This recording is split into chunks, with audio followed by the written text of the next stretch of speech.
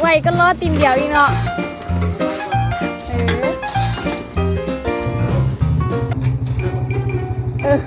อยากได้ไปเงี้ยโอ้ยังไม่ทันได้ลงรถ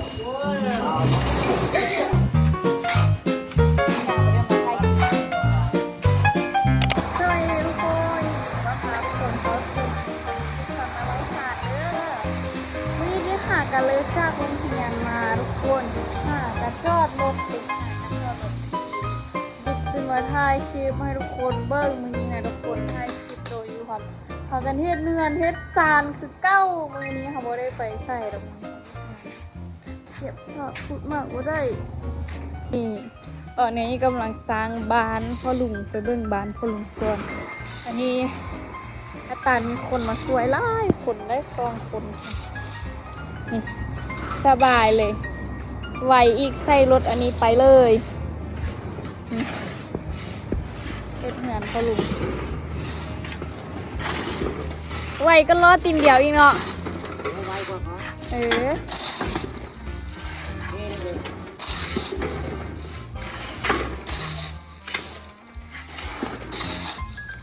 ที่นี่พวกลุงเสื้อว่ะเอามาโบกงานทุกคนโบแม่นมาเทพื้นงานกุกิกคุณมันเป็นซึ่งโบกอันนี้แล้วมันเทพื้นใส่รถอันนี้เลยขับใช่ปะอยากขับดิแดนนี่เพิ่นเอาอันนี้ใส่แล้วก็ตักขี้สายใส่แล้วก็เอามาทอกเป็นเกาะเชิญ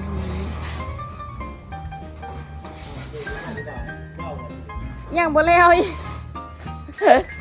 ยังมาแล้วอีกค่ะ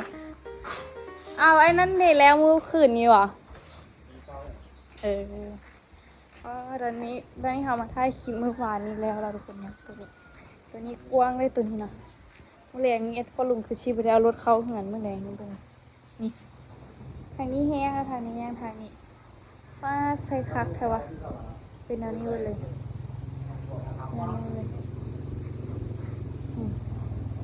อันนี้มัน KS เป็นอันนี้เยอะโอ้เตือน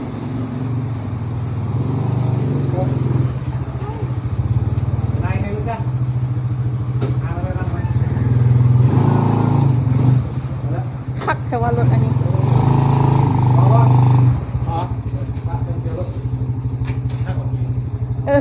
อยากได้ไปเงี้ยโอ้ยังไม่ทันได้ลงรถ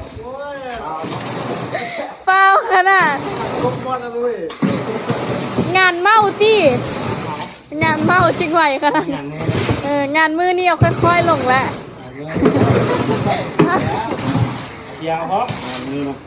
อันนี้งานเมาคนยังไม่ทันลงรถซ้ำเทียบกันละเกือบปิว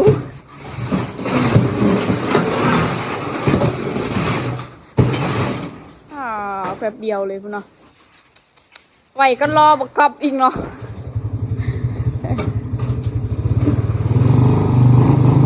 นี่โคตรคักเลยงานเมานี่นะได้ใจก็งานมือยังไม่ทันลงรถครับเหยียบคนนะคิดง่องเลยอายอันนั้นนะใช่ออกก่อนทำจึงในสีที่เป็นโป่งตัวนี่นาประเดี๋ยวมาถ่ายคลิป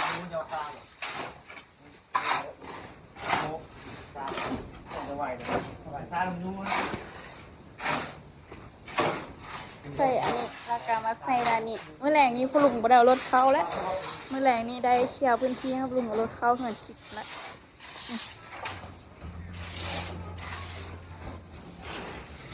ว่าอีกเรื่องเห็นไหววันนี้ได้เข้าเต็มตอนเดียว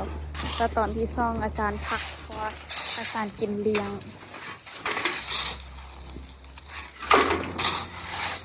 หิน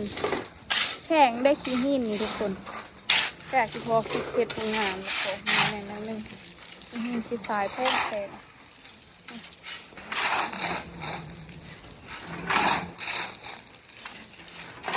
ช่วงนี้เหือนผู้เด็กขายเฮ็ดเหือน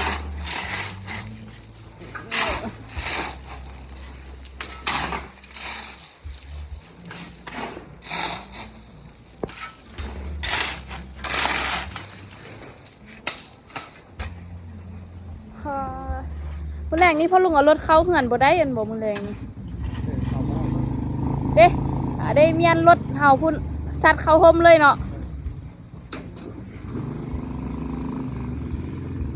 แล้วอยู่บ่มื้อนี้วันที่มันแล้วฮอดอันนี้ฮอดเสาฮอดวันรถจักรอยู่นะแล้วแท้เอารถอันนี้มาเอ็ดเนาะ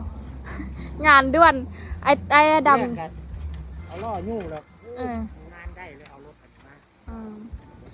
อันไอ้ดำยังบ่ลงรถพวกนั้นเหยียบก้อนไอ้ดำฟงงานด่วนเพิ่นว่างานเมายกล้อเทเลยวันนี้ไอ้ดำพอดีแต่จอดนึงเขาเหยียบลงเลยไอ้ดำฟิตงองเลย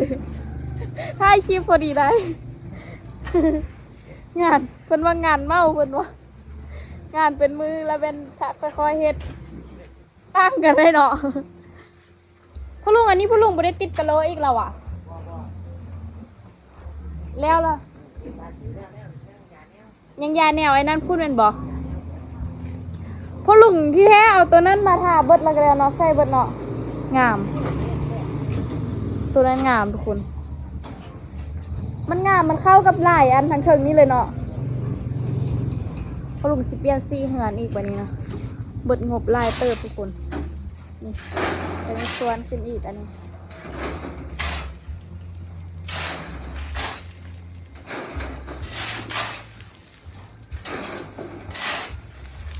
จะได้เฮ้ยเขาไปเอาดาวอยู่เหรอดีกว่าเพื่อเอาดาวอยู่ดิจะได้เอาพอไอ้นี่โอ้ป้าขี้สายจนว่ามืดกับบาดเนาะได้ซื้อมาอีกรอบแบบนี้ว่ะแม่ขี้สายทั้งกล่องมันใหญ่ถึงนั้นเต็มหน้าบานนึงบ่พอทุกคนเพราะว่าใส่ติดกะโหลเนี่ยใส่ถาบเทพื้นเนี่ยโอ้เขาจะเปิดเพลงดังให้ดังว่าเดี๋ยวสักน้อยกินซีมาถ่ายคลิปต่อทุกคนว่าสิไปฮอตใส่ตอนสวยน่าจะแล้วอยู่คนแล้วเพื่อนมาปาดปูนจึงมาถ่ายใหม่ด้านนั้นงานกุ๊กกิ๊กกะฮับเมาคือการทุกคนด้านนั้นนะงานกิ๊กกะฮับเมาคือกันเด้อ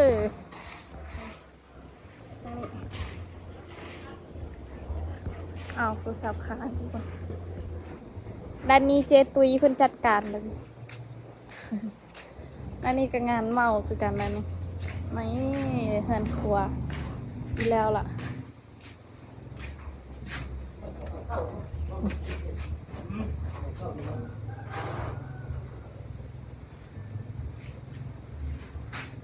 มือเดือดแล้วมือแดงโตมือแรกก็แล้วว่ะโอ้ยโถกะโลกันแล้วบ่แล้วว่ะ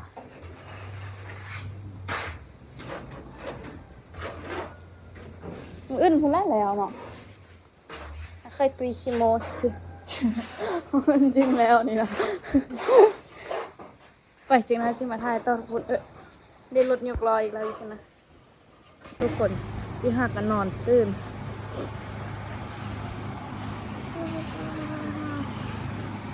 ที่หักกันนอนตื่นก็จะเทใกล้สิแล้วอีก3 กล่องแล้วเลยทุกคน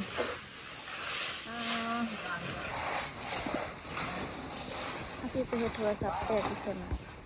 ในทุกคนพี่กำลังกินตรงนี้อยู่เป็นกำลังเห็ดเวียกโอ้ยโทษ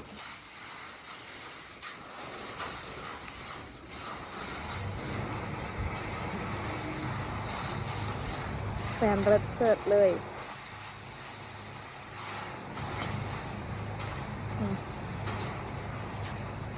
เอาน้ำมาใส่แล้วก็สะแล้วก็สำเร็จแล้วทุกคนวันนี้ทุกคนแล้วมัน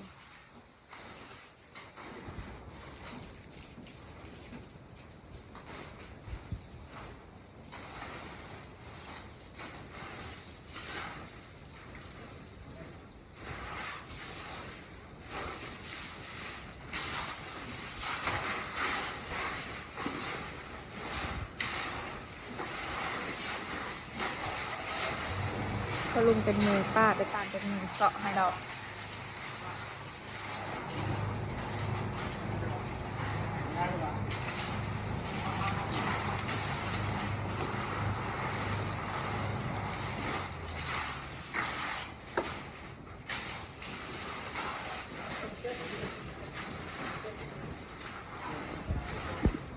สำเร็จเสร็จสิ้นทุกคนเหมือนพอลุงแต่ว่าเหมือนจริงเขา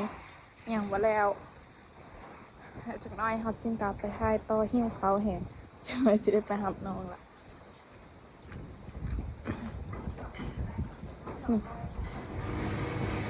อันนี้แม่นกำลังแตงกินอีกเป็ดตายเป็นแถวอีกอะเป็ดตายจักโตมันนี่สามป้าขวาบนละนี่ป้าเฮ็ดเองแล้วบนละป้าขวาจะโดนคุณวะกับประกอบ2 คนถูก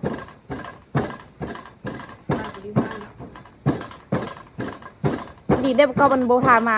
าตอนปิ้งแล้วนะกับน้องไม่เป็นไรเอาปะมาแต่งกินอยู่พี่ว่าวันนี้นะคุณเข้าไปบ่ได้วะก็มีบดปิ้งกันบ่แต่งกินอยู่พี่แต่งกินอยู่พี่ก็คือเก้าว่ามีเงินขวามีครัวกับใครอยู่พี่ว่ามีเงินขวาพี่ออกมาเอ็ดข้องกินอยู่นอกในเงินขวาก็เจ้ากำลังโบกทุกคนเอาในสร้างนี่เราพอเราวันนี้สร้างนี่ปะละอันนี้ก็จะโบกทุกคนอันนี้น่าจะอย่างบุเรลเตียก็เป็นประมาณถ้าโบกแล้วน่าจะเป็นอย่างสิด้านนี้ฝ้านี้โบกแล้วล่ะงามแล้วทุกคนบกล้าดังไฟแล้วแบบอันนี้มันติดกะโลพูดซึกว่ากะโลดีงามก้อนกะโลในเหือนดีทุกคนอันนี้ชิมใส่ติงอันนี้จิ้มลายอยู่รู้สึกว่าตัวนี้งามก้อนเลยเดี๋ยวแม่รู้สึกว่าตัวนี้งามก้อนในเหือนอีกเป็นกะโลสีขาวแต่ว่าโบไหวถูพื้นติ่งเราจะมาติดใส่นี้ก็โอเคทุกคนเอาละเด็กมันคือเปียกว่ะอะกอบจับไปให้มันปะ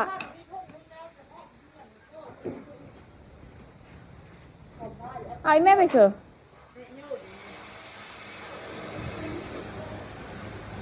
ไปแล้วทุกคนกินข้าวต่อก่อนดิอีกกำลังต้มหมี่อยู่น้ำดำเลยอีกใส่เป็นหมี่อันนี้ค่ะกับฮูว่าแซ่บแห่งรส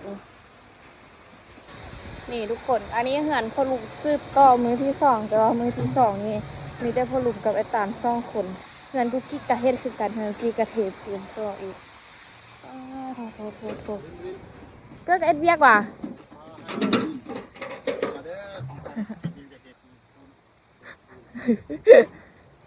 นอนหน้ากระตื้นกันกิ๊กสิตื้นนอนเข้าใช้ชีวิตไปเบิดมือเบิดเวนละครึ่งมือละนี่ทุกคนอันนี้มันเพิ่นมาน้ำไว้อันนี้แม่นมือที่2ของการเฮ็ดเวียกเลยนี่ของงานได้ตาลแต่ว่าเทซ้ำนี้ละกาพอตีตาลเทซ้ำนี้ตาลจบโครงการแล้วนี่ทุกคนโอ้แปลนเปิ้นเวินมื้อบุญบ้านนี่บ่ยากเลยบ่นี่เต้นเอาโต๊ะลงแล้วก็จบแม่นบ่แต่ว่าเหือนในตาลนี้ฮอดตอนแรงมาพันฮ้อนได้เนาะมันแดดเซาะเข้าไปเบิดเลยเนาะเหือนที่ก็แม่นแดดมาพี่ละแม่นห่มหมดเลยเพราะว่าตะเวนตกปูนแล้วลังคัดเหือนปีนว่าทางนี้แต่ว่าตอนเช้าฮ้อนอยู่เหือนดึกนี่แต่ว่าฮ้อนบ่ดนฮ้อนตอนเช้ามันแดดอ่อนฮ้อนตอนแรงก็ตายตีแดดแห้งบ่แห้งอันนี้ไทเกอร์ก็เฮ็ดเวียกแซ่ตาลป้ามันขนาดเลยเนาะมันลายพันพาสิตีซ้ำบัดนี้ อันนี้เห็นในตาอันนี้มันเห็นกุ๊กกิ๊กให้กุ๊กกิ๊กซักเครื่องของมือได้เมื่อวานนี้ก็ซักอันนี้ไม่คลิปสืบต่อมือที่2ถ่ายคลิปว่าการจบนอน เมื่อวานนี้เขาจะแต่งกินเบียร์เมื่อนี้ก็คือสิกินเบียร์อีกอันนี้มันเห็ดเหมือนเห็ดสางแล้วเคยตุยจบโครงการแล้วว่ะบะไม่ได้ยินเราอีกน้อยเดียวจะทราบเกี๊ยวปิ้งอันนี้ก็ได้ อ่ะปิ้งเป็ดอีกละโอ้แม่อ๋อปิ้งดุแถววะนักลาเป็ดตี้นี่บนนะเคยนักลาคาเป็ดตี้นี่ ยอด กินเป็ดตลอดแถวว่าเมื่อวานนี้กิน3 ตัวนะตัวเอากระมือหวานนี่ตัวกินเป็ดเมื่อเช้านี่ก็ล้างถ้วยกล่องบึงใหญ่นึง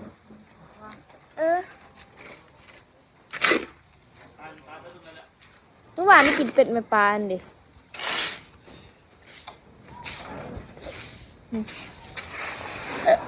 ทางไหนนี่แล้วล่ะดูหิวมึงดูบ่ผ่านแกะออกคาปูเมอร์หมด เอาแม่ช่วยหยาบคือห้องเพลงเพิ่นกินเบียร์วันนั้น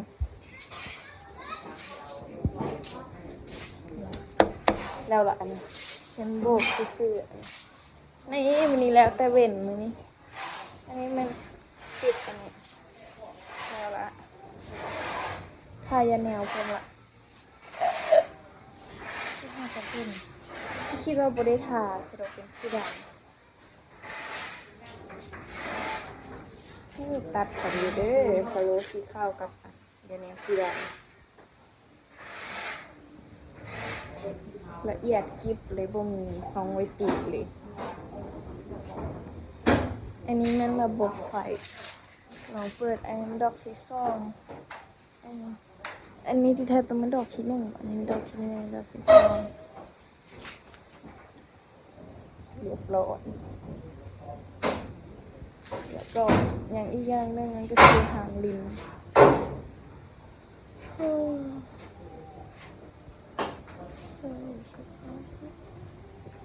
อันนี้มันคล้องคออันนี้ สายไฟเลยเส้นอะไร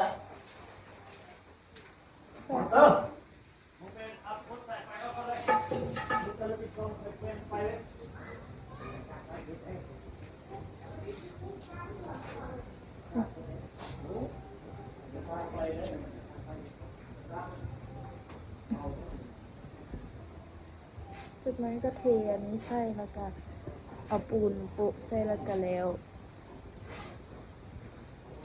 ยังคนเรื่องมันบริเหตุนะ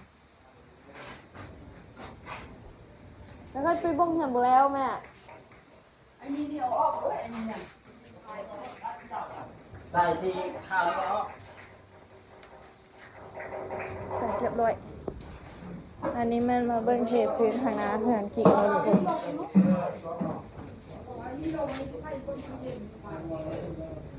ใช่ครับปดตัวไหนบอตัวนี้เอาจริงๆแล้วครับตัวนี้อ่ะบอตัวนี้เอาสายไฟอยู่กล่องสิได้ไหน มันสอดยาก โอ้มันสอดยากว่ะ สอดสีตัวนี้ก่อนเรานิ้วขึ้นไปแบบนี้มันสอดยากโอ้ มันต้องว่าเขาสิได้ไหนก่อน โหได้ น้ำหัวใส่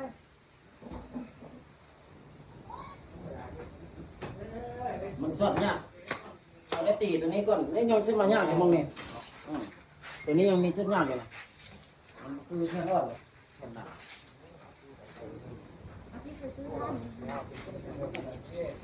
ซื้อท่านถ้าทำปันได้สีจบนะ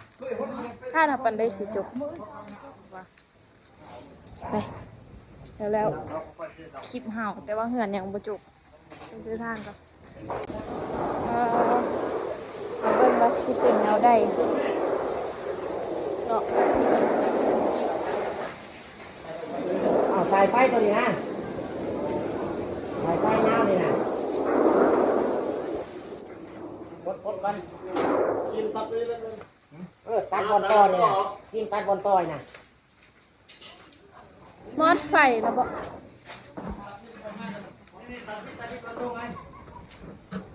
เสียสิ บอกโอ้ยมันเรียบแล้วผมว่าตัดต้องอยู่กันนะครับอันตัวเสียตัดเสือซ้าย เฮ้ยไม่ตู้พอดีไปซ่าอันไปเสียบซะหน่อย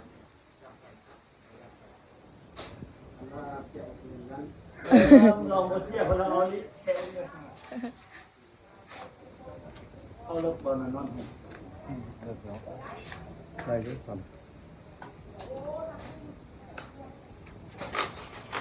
เขาเทพื้นเลยวะเทใส่เลยวะหรือว่าทานแข่งกันเพราะเตาเขาค่ะนะ ตัวนี้จะเอาไปพูดดีกว่า ฮะบ่ออกมากก็ได้ให้มันอยู่ตัวนี้ก็ได้อยู่นี่นะให้มันอยู่ตัวนี้ก็ได้ นี่ที่ใส่ตัวนี้ มาเอาลูกขึ้นไปบ่ให้มันออกมาหรอกไปหรอกเพราะว่าใต้ข้าวมันเป็นน้ำมากเลยพอเนาะ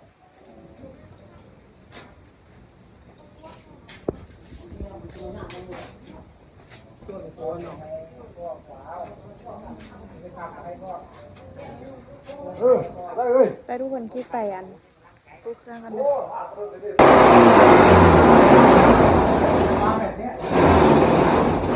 ปลั๊กไฟก็ได้บ่ตัวนี้นะปลั๊กไฟได้ ตอนนี้ติดอันบอนอันบ่ให้นำลงหรือว่าอันเข้าห้องวานเดี๋ยว พยายามมันไหมนั่นน่ะ เข้าห้องว่าใส่อัน ไม่ได้เรา ทางลิ้นบ่ ยิงจะส่งไหมเลยครับเข้าไปแล้วยิงเลย มีสู้อะไรมีคนเข้าเนี่ย ยิงสูงๆเลยลงน้ำลงน้ำ เด็กต้องเลย น่าหรอที่มีแต่โซ่กับโอเลยเอาไปเป็นงาน ลงเนี่ยโคตรเอาลงเนี่ยเอาลงนี่ จีเสมอมันยุบไปก่อน ที่หน้ามือเนี่ยเอาลงก็ไม่ แค่เรียก แค่นี้เอาลงไปเลย พอแล้วสิโบเอาลงมาที่กินได้ป่ะ เรื่องความหมายเขาไปทางเรื่องกูนะ ลูกให้เล็กน้อยยามันแต่ว่าจะไปลงตามลงเลยเลย ก็ไหวหลังนะนะ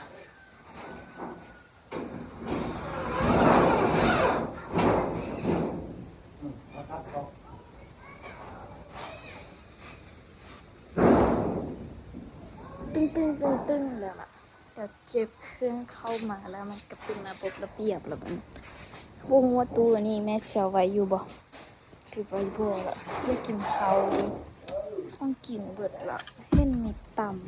ำช่วยมีเบิดละว่ามีเขากินมันเป็นอย่างบ่ได้เทอันนี้หากระเททุกคน